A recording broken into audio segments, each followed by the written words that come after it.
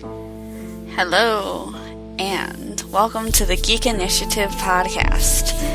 This episode is going to be a little bit different, mainly because I'm recording solo tonight, because I was just too inspired and I am not going to see Khaleesi again until tomorrow. So I decided to go ahead and do the podcast myself. This is Tara the Bard speaking, editor over at the Geek Initiative. And I wanted to talk about the topic of kingdom and group loyalty in role-playing games, such as tabletop adventures, live-action role-playing games, etc.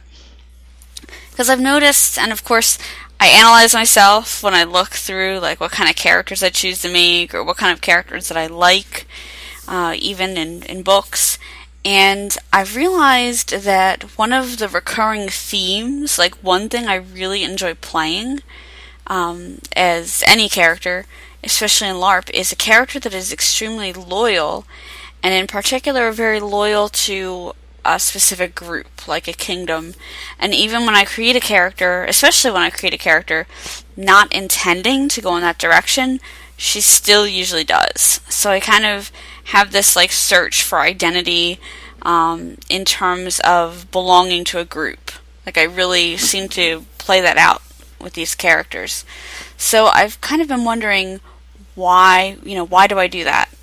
Why do I always play characters that want to be loyal, and what does that say about me? And it reminded me in part of a question that a friend of mine who is Irish asked me, which is, why are Americans who have Irish descent so interested in calling themselves Irish? And I always make a point to identify myself as Irish American, because I think it's a different culture than being Irish, and it's a subgroup of being American, so I think it's kind of its own thing. But what I came up with in my answer is that we kind of want a sense of belonging and definition and community, and that people like to be able to kind of categorize things. So while it might seem almost counterintuitive, because you don't want to make judgments about people based upon their ethnicity, for example, we still like being grouped in and categorized with the community, because you get all the positive attributes of that community as well. And it does kind of help explain the whole where do I come from question, or who am I, because then you have something to look at and say, hey, that's what I am. And so I think with my characters, perhaps that sense of identity is being played out there too. Like it's pretty fulfilling. I think it gives me a sense of fulfillment to know that in real life, and therefore I kind of want the same thing from my character. And for part of that, when I think about like what I do in my spare time, one thing I've looked into a lot is ancestry research. And I've done that, and I think I get the same kind of fulfillment out of it. So I definitely relate that real life heritage pride kind of thing with the same type of feeling you can get in game, or the same feeling I get in game from having that sense of loyalty to a group. And I noticed this because it was really kind of out of left field that my main character and my main game went, really strongly in that direction. She was a fairy, and then she became mortal, and then all of a sudden she's like, I'm sticking with this group.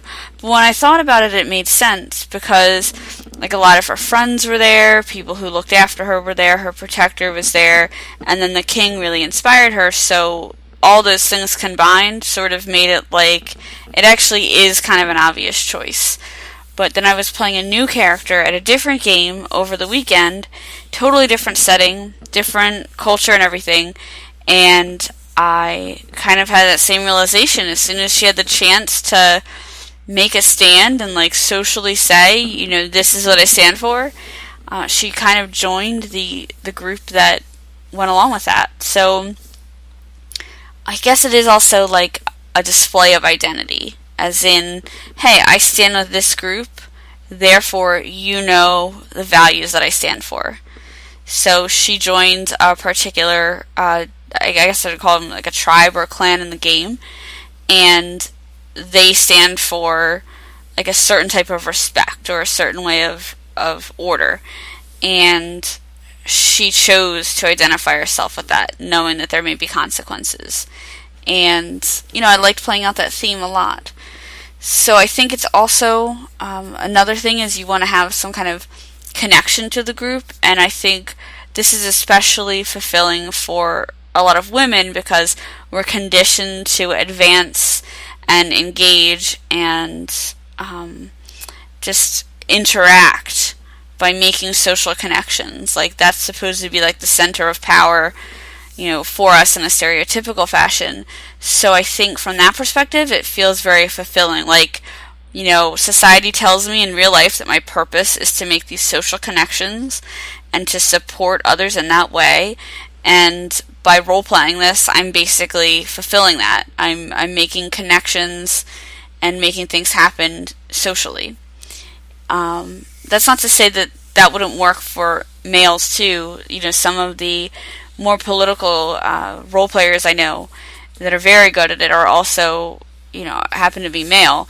But I think that being raised female in real life, you have that ingrained motive or objective of like, you need to make these connections. And it's not always a bad thing.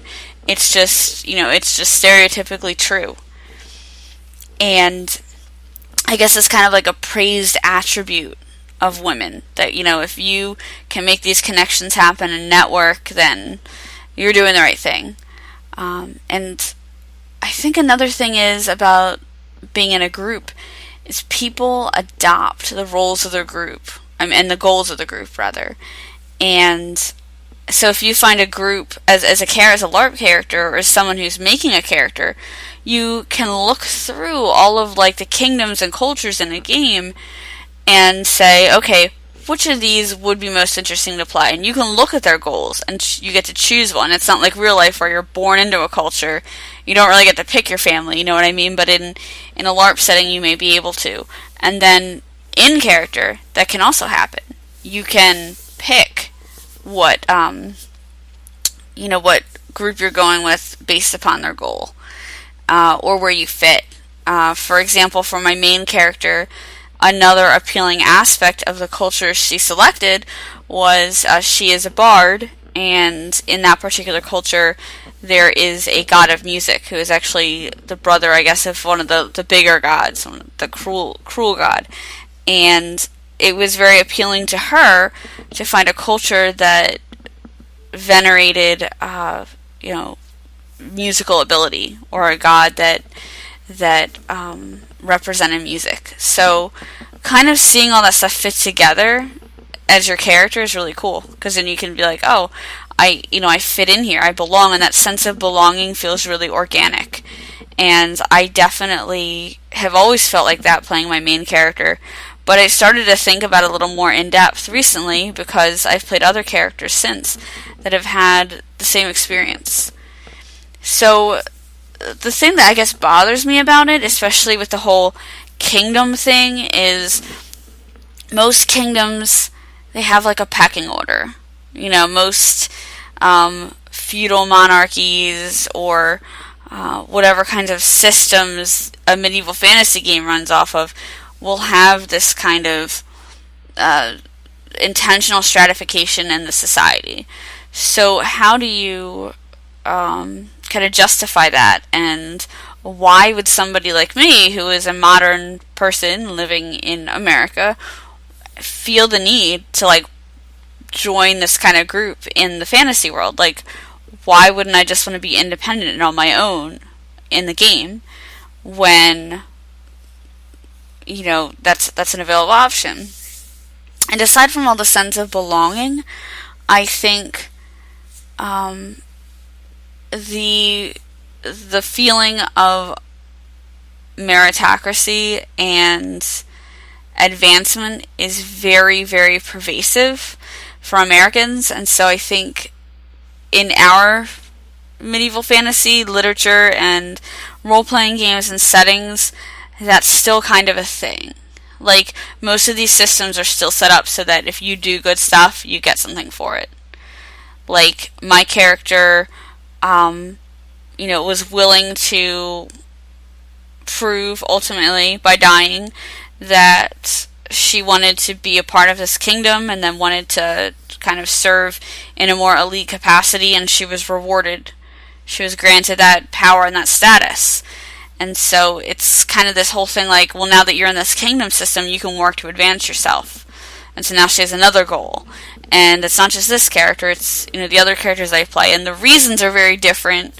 They have very different components and very different objectives.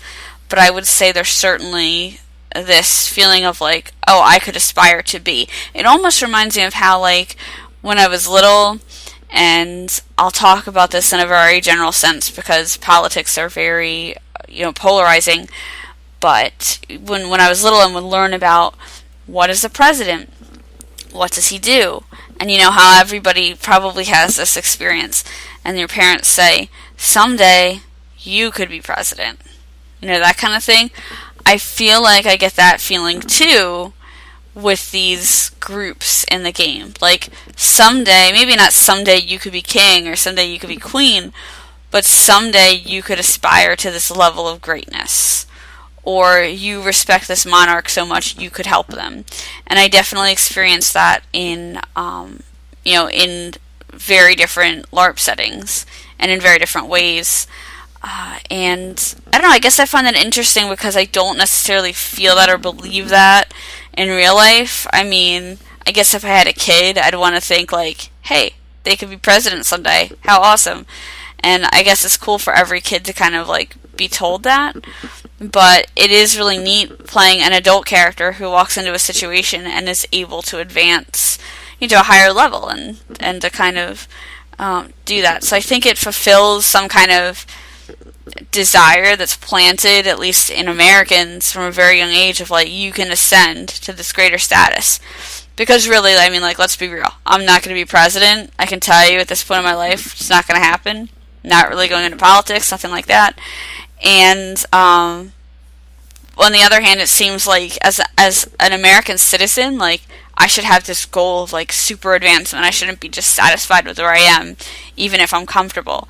And I think role-playing is a way of reconciling that. Like, there's always something else. There's always something more. So instead of living real life and having this, like, emptiness of there always has to be something better, I can never be content with what's in front of me, role-playing allows me to express that and actually continually advance. And that kind of, I don't really know if there's a word for it, when you want to continually do better, but it's like, it kind of leaves you with this empty feeling. I know other people experience that in real life, and I think role-playing is a way to reconcile it, because I am like pretty content, with where my life is, but I still always have this feeling like I should be looking for the next big thing. And I don't have a real like salesy personality or anything like that, but I do get this kind of like goal-oriented mentality all the time, like, alright, I did this, what's the next thing I have to do? And in role-playing, it's like there's always something to go for next. The next goal is pretty clear to find, and that's really, I guess, rewarding for me to play. So, those are my thoughts on choosing kingdoms and group loyalties in role-playing games. And I guess I'm just curious as to what other people think or feel about it. The genesis for this particular podcast was I was writing something on Facebook and just joking around with some of my LARP friends. And I noticed how, like, even out of game, we joke around about it a lot, but our characters are, like, so fiercely loyal to their king or queen. And it's really, like, it's a thing. It's like being on a sports team almost. Like, that's how we treat it in real life. Like, I'm so always rooting for this person, and you're so always rooting for that person. And it's not that I don't like the other monarchs. It's just like, obviously I have my favorite, you have your favorite, that's just how it's going to be. And I think it makes for something interesting to analyze. And so I'm just wondering how other people feel about this, and why is it that you play a character who is interested in this kind of advancement, or maybe wants to stay out of it. And I guess that's where I would be hoping that I could get some more answers from you. And if you are interested in answering me, please record a podcast yourself. You can also leave some comments. You can shoot me an email, which is thorfan@geekinitiative.com. I know, right? Me, Thorfan? Such a surprise. But yes, that is all for tonight.